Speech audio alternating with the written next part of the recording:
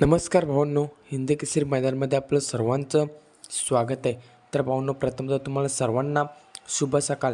भावांनो, आज आपल्या सर्वांच्या लाडक्या या बैलगाडी क्षेत्रातल्या देव रुस्तम द्वादशी हिंद केसरी बकासूरबद्दल अपडेट घेऊन आलेलो आहे.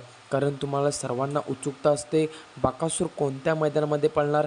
तर भावांनो, आज देखील मुंबईमध्ये एक भव्य दिवस 3 फेऱ्याचं मैदान म्हणजेच ओपन बैलगाडी शर्यतीचं मैदान संपन्न होणार आहे. आणि या मैदानामध्ये आपला बकासूर आपल्याला पळताना दिसेल का, कसं असेल आजचं नियोजन, संपूर्ण अपडेट देणार आहे.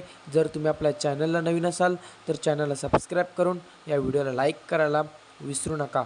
भावांनो, कालचं कासार शिरंबेचं मैदान आणि त्या मैदानामध्ये आपल्या सर्वांच्या लाडक्या रुस्तम द्वादशी हिंद केसरी बकासूरने 1 नंबर केला आणि 7 लागली, ती म्हणजे सर्जाची.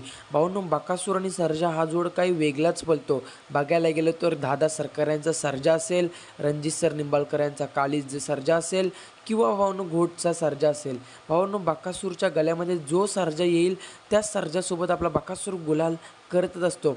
तसंच भावांनो, वळूया आता महत्त्वाच्या विषयाकडे. आज मुंबईमध्ये जे शहापूर इथे भव्य दिव्याचं ओपन बैलगाडी शर्यतीचं मैदान संपन्न होणार आहे. त्या मैदानामध्ये आपला बकासूर पळताना दिसेल का, तर नाही. भावांनो, आज बकासूर पूर्णपणे आरामावर असणार आहे. म्हणजेच काय, आपला बकासूर आज कुठेच पळताना दिसणार नाही. आज बकासूर आराम करणार आहे. तसंच बकासूरच्या दावणीतला महाराज देखील आज आरामच करणार आहे. बकासूरच्या दावणीतले कुठलेही नंदी कोणत्याच मैदानामध्ये पळताना दिसणार नाही. धन्यवाद भावांनो.